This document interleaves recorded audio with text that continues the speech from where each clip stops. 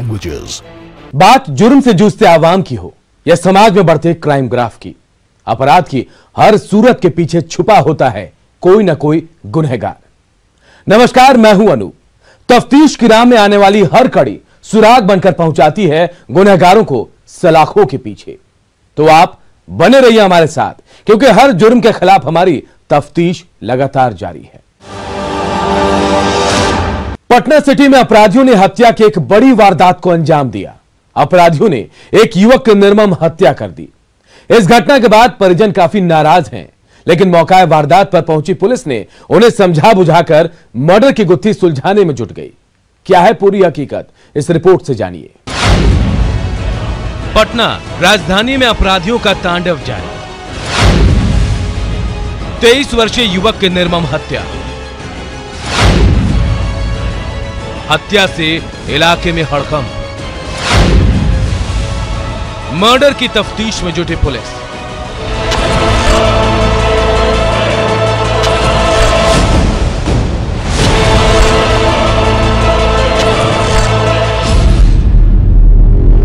बिहार में अपराधी मस्त और जनता त्रस्त।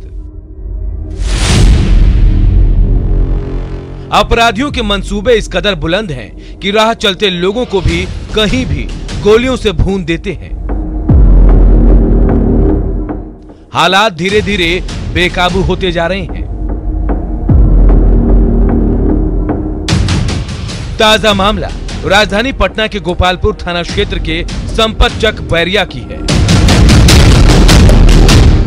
जहां 23 साल के एक युवक की गला रेत कर और ईंट पत्थर से कूचकर हत्या कर दी गई।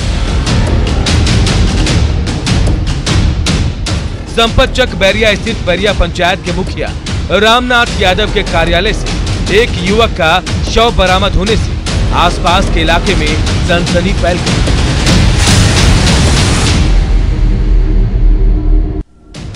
स्थानीय लोगों द्वारा घटना की जानकारी पुलिस को दिए जाने के बाद पुलिस मौके पर पहुंचकर पूरे मामले की छानबीन में जुट गई है। मृतक की पहचान संपत चक बैरिया निवासी अनिल पंडित के 23 साल के बेटे रविकांत कुमार के रूप में की गई।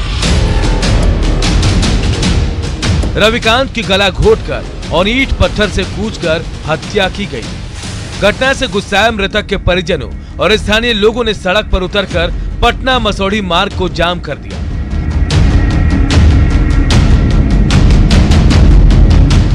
सड़क जाम और हंगामे की सूचना मिलते ही विभिन्न थानों की पुलिस मौके पर पहुंची और नाराज लोगों को समझाने की कोशिश करने लगी।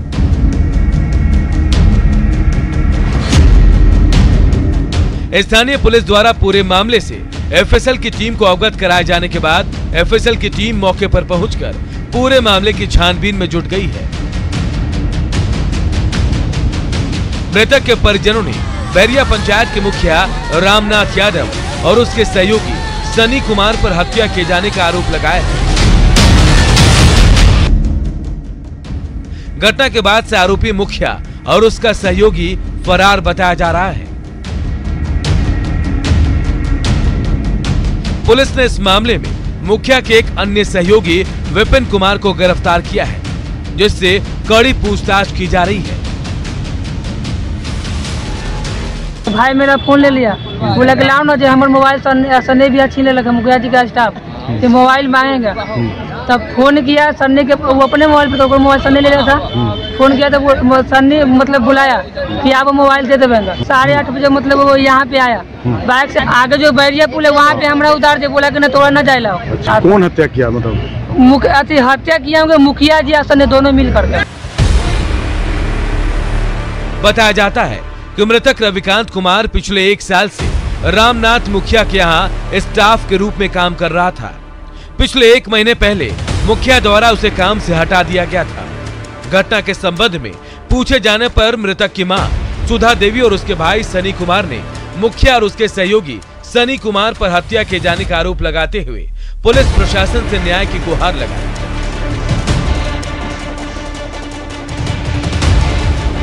परिजनों ने बताया कि मुखिया के सहयोगी सनी कुमार द्वारा रविकांत का मोबाइल छीन लिया गया था, जिसे वापस दिए जाने की बात कहकर उसे कार्यालय बुलाया गया था। देर रात रविकांत मुखिया के कार्यालय पहुंचा और उसके बाद वो वापस घर नहीं लौटा और सुबह कार्यालय से उसका शव बरामद हुआ। हत्या का कारण अब तक स्पष्ट नहीं हो पाया है, लेकिन स्थानीय सूत्रों के मुताबिक रविकांत का मुखिया की बेटी के साथ प्रेम प्रसंग चल रहा था। ऐसे में आशंका जताई जा रही है कि प्रेम प्रसंग को लेकर ही रविकांत की हत्या की गई होगी। वह मृतक के परिजनों का रो रो कर बुरा हाल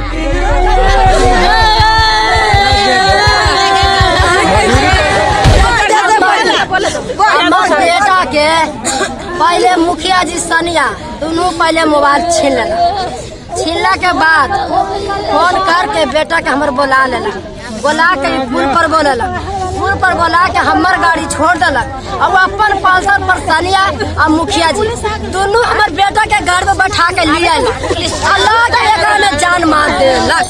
मुखिया जी के क्या नाम है? मुखिया जी के सनी नाम है। कौन सनी कौन है? सनी ओकर बैंक के कैसे मुखिया के कैसे रहे ना, वो कैसे रहे सिटी के कतो सनिया।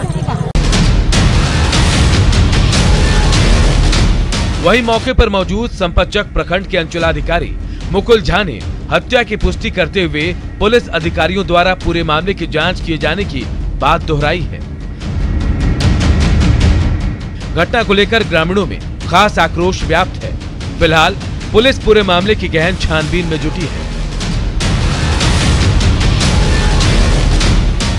मर्डर हुई, इस बात की जानकारी हुई कि गोपालपुर थाना अंतर्गत बैरिया में एक मर्डर हुई है और उसके वजह से लोग रोड जाम किए हुए हैं।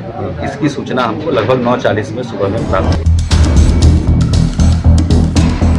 काली रात में अपराधियों ने जिस वारदात को अंजाम दिया वो दिन के उजाले में बेनकाब तो हुई, लेकिन युवक की हत्या से इलाके में सनसनी फैल गई। हत्या की वजह को खंगालने और दरिंदों के गिरबान तक जल्द से जल्द पहुंचने की तमाम हथकंडों को पुलिस इस्तेमाल कर रही है। अब देखना है कि इस युवक के हत्यारे कब तक पुलिस के हत्थे चढ़ते हैं और कब तक इस युवक और इसके घर वालों को इंसाफ मिल पाता है। तफ्तीश के लिए पटना सिटी से मनोज कुमार सिन्हा की रिपोर्ट। पूर्णिया में इन दिनों अपराध की घटनाएं लगातार बढ़ती जा रही हैं। मधुबनी ओपी के अरगरा चौक पर अपराधियों ने पूर्णिया जिला क्रिकेट संघ के उपाध्यक्ष जयसिंह की गोली मारकर हत्या कर दी। इससे लोगों में काफी आक्रोश है। वहीं पुलिस जल्द आरोपी की गिरफ्तारी का आश्वासन दे रही है। क्या है पूरा मामला, देखिए इस रिपोर्ट में। पूर्णिया में अपराधियों के हौसले बुलंद। जिला क्रिकेट संघ के उपाध्यक्ष की गोली मारकर हत्या। नहीं थम रही हत्या की घटनाएं। लोग दहशत में जीने को मजबूर। पुलिस को खुली चुनौती दे रहे अपराधी।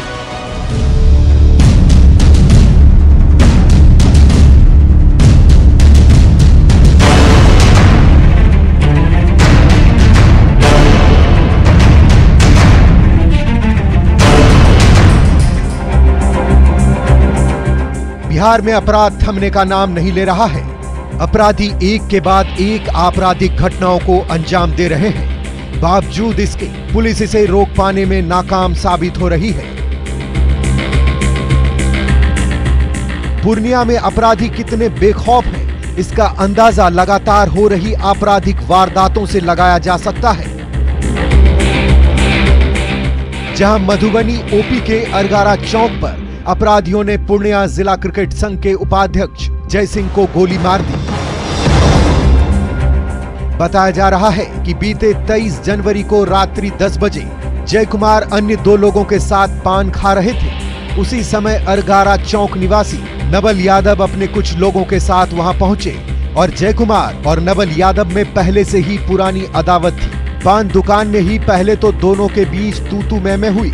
फिर नवल ने कट्टे से जय कुमार के गर्दन पर गोली चला दी और अपनी बाइक वहीं छोड़कर फरार हो गया।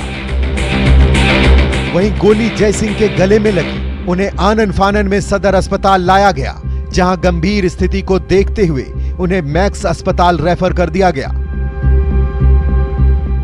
लेकिन बीते 24 जनवरी को अस्पताल में ही जय सिंह की इलाज के दौरान मौत हो गई। जय सिंह के मौत के बाद लोग काफी आक्रोशित हो गए और लोगों ने रोड को भी जाम कर दिया और प्रशासन से जल्द ही आरोपी की गिरफ्तारी की मांग की। घटना के पीछे का कारण अब तक साफ नहीं हो पाया है। सूचना मिलते ही पुलिस मौके पर पहुंची और मामले की छानबीन में जुट गई। वहीं घटना से आक्रोशित लोगों ने आरोपी नवल यादव के बाइक में तोड़फोड़ कर दिया। वहीं प्रत्यक्षदर्शियों ने कहा कि जय सिंह, आनंद यादव समेत कुछ लोग अड़गाड़ा चौक पर पान खा रहे थे। तभी आरोपी नवल यादव वहां पहुंचा और आनंद यादव से बहस करने लगा और इस पर जय सिंह ने उन्हें समझाने की कोशिश की, लेकिन नवल यादव ने आनंद यादव पर पिस्तौल तान दिया और गोली चला दिया। आरोपी नवल यादव मौके से फरार हो गया है। वहाँ पर जो है नवल यादव आए, आनंद भैया से बकचटी करने लगे। ये बोले कि आपसे क्या झगड़ा। अब हड़बड़ी हमको कहा गाली बकते हैं, पान दुकान पर गाली बकने लगे। वो नवल यादव क्या बोलते हैं कि बाप बेटा के पर बाप कुत्ता है। हाँ, हमारा भतीजा मर गया, सबको यहाँ पर जो है हंसी मजाक पार्टी कर रहा था। आनंद भैया पर जो है बंदूक तान दिया। जय भैया बोलता है ये कौन काम कर रहे हैं, कौन काम कर रहे हैं। आनंद भैया पीछे में, जय भैया आगे में थे। नवल गोली निकाल के पिस्टल तुरंत देखेगा पट से गोली चला दिया। वहीं जय सिंह की मौत से जिला क्रिकेट संघ और क्रिकेट खिलाड़ियों में भी शोक की लहर है। सूचना मिलते ही क्रिकेट संघ के सदस्य और खिलाड़ी भी अस्पताल पहुंचे। क्रिकेट संघ के अध्यक्ष सबी अहमद ने कहा कि जल्द आरोपी की गिरफ्तारी होनी चाहिए। उन्होंने कहा कि जय सिंह काफी अच्छे व्यक्ति थे और वह क्रिकेट को बढ़ावा देने के लिए हमेशा प्रयास करते रहते थे। और ये बच्चों को भी बहुत कोऑपरेट करते थे, खेल में बढ़ावा आगे देने के लिए। बहुत हंसमुख इंसान थे और हम लोग को भी बहुत अच्छा लगा जब जीते तो साथ में हम लोग एक साथ बैठे बातचीत किए। बहुत अच्छा लगा था। बहुत हंसमुख इंसान थे, लेकिन बहुत दुख बड़ी की बात है कि वो नहीं रहे हम लोग के बीच। हम लोग देखिए, हम लोग आपस में बैठेंगे एक बार, उनके लिए जरूर हम लोग कुछ न कुछ सोचेंगे। हाँ, हम लोग यही मांग कर रहे हैं कि जो इंसाफ हो, इंसाफ होना चाहिए।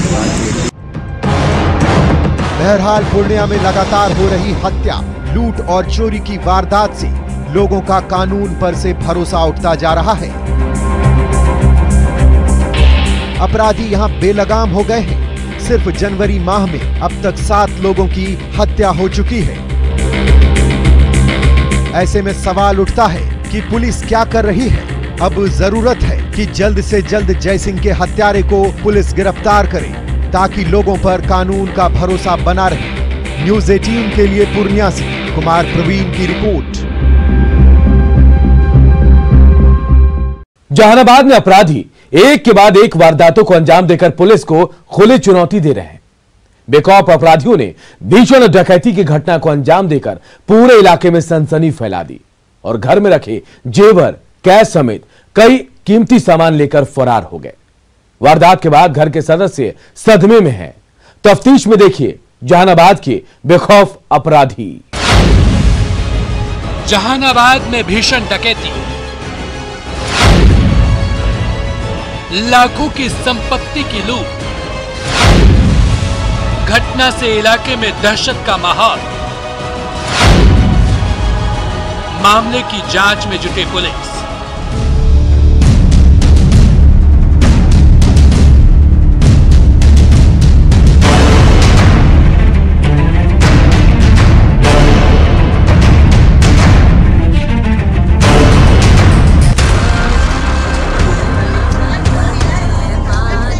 आप सोच रहे होंगे कि ये महिला क्यों रो रही है और इसके घर की ये ऐसी हालत किसने की होगी।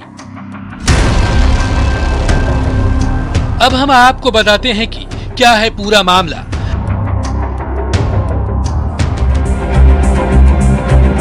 दरअसल 28 जनवरी को इस घर में एक शादी होने वाली है और शादी में अपने बेटी को देने के लिए जो कुछ भी इस महिला ने रखा था वो सब कुछ डकैतों ने लूट लिया। पूरा परिवार काफी सदमे में है। मामला जहानाबाद के करौना ओपी क्षेत्र के मुठेर गांव की है, जहां 10 की संख्या में डकैतों ने मुठेर गांव निवासी राजू चौधरी के घर में धावा बोलकर हथियार का भय दिखाकर सभी सदस्यों को मार पीट कर भीषण लूटपाट की। डकैतों ने घर के सभी लोगों को बंधक बना लिया और आभूषण सहित लाखों की संपत्ति लूटकर फरार हो गए। ने हाली हटा के फेंक दिलो, अब फेंक के नरेटी धार ले कह के उठना, तो हम तो कही कि बेटवा हमारा इलाके फोन लेके तो कहे थी ना कि ठहरा न तो उठाइए रे अब ताकि बोल में न तो टिप दे बाबू।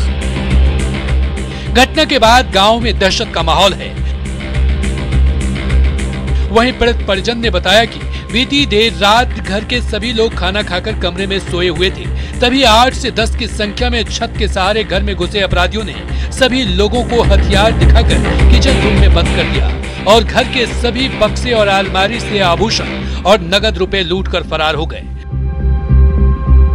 उन्होंने बताया कि अपनी बेटी के शादी के लिए सभी सामानों को इकट्ठा किया था। वहीं लुटेरे जाते जाते घर के सदस्यों की भी हथियार के कुंदे और डंड से जमकर पिटाई की। एगो पिस्टन भिड़ा दिया थी मुंह पर और एगो हमको पीटने लगा था। अब पीटने के बाद हम लोग के सबको बंदिक बनाकर अंदर बंद कर दिया था। उसके बाद सब तीनों रूम में हेल के जितना बना जितना वो अपना गोदरेज में था। 1 लाख रुपया लड़का का चैन था और लड़की का पूरा गहना था सर। वहीं घटना की सूचना मिलने के बाद गांव पहुंची पुलिस पूरे मामले की तहकीकात करने में जुट गई है। इस संबंध में एसडीपीओ ने बताया कि गृहस्वामी के बयान पर करौना ओपी में नामजद लोगों के खिलाफ मामला दर्ज कर आरोपियों की गिरफ्तारी के लिए एक टीम का गठन किया गया है और जल्द ही इस मामले का उद्भेदन कर लिया जाएगा। डकैती हुई ऐसा लग रहा है कि बता रहे हैं कि सब लोग आया था, ऐसे मुंह बंद करके 8-10 लोग आकर के इनका 1 लाख रुपया और वो सब ले गया। इनके द्वारा नेम्ड किया जा रहा है, नाम दिया जा रहा है इनके द्वारा। नेम्ड FIR है, हम लोग इसका अनुसंधान कर रहे हैं। देखिए बहरहाल डकैती की इस वारदात से पीड़ित परिवार काफी सदमे में है। वहीं इलाके में रहने वाले लोग भी काफी दहशत में हैं और इस घटना को अंजाम देने वाले अपराधियों की गिरफ्तारी की मांग कर रहे हैं। ऐसे में देखना यह होगा कि कब तक पुलिस इन अपराधियों को गिरफ्तार कर पाती है। न्यूज़ 18 के लिए जहानाबाद से रागिब हसन की रिपोर्ट। अब वक्त हो चला एक ब्रेक का, जल्द हाजिर होते हैं। चोर गिरोह का पर्दाफाश। ट्रैक्टर चोर गिरोह की करतूत सीसीटीवी में कैद। गिरोह से जुड़े 4 आरोपी गिरफ्तार। आरोपियों की निशानदेही पर 3 ट्रैक्टर भी बरामद। कई जिलों में फैला था चोर गिरोह का जाल।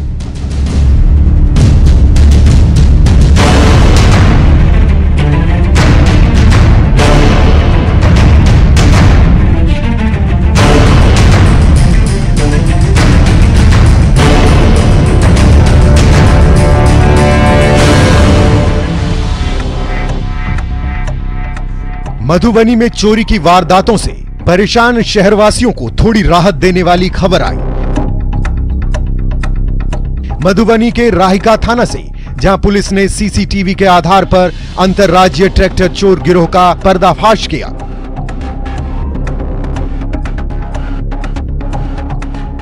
सीसीटीवी में कैद हुई ये तस्वीरें मधुबनी के राहिका थाना इलाके में पिछले दिनों बिल्डिंग मटेरियल की दुकान के आगे की है, जहां से एक साथ 2 ट्रैक्टर की चोरी हुई थी।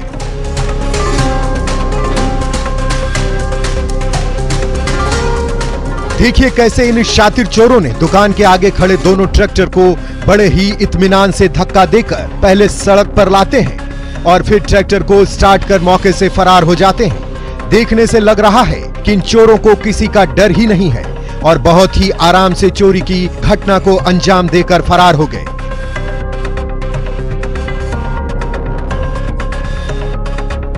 लेकिन उन चोरों को कहां पता था कि इनकी सारी करतूत सीसीटीवी में कैद हो रही है और इसी सीसीटीवी के आधार पर चोर पहुंच गए सलाखों के पीछे।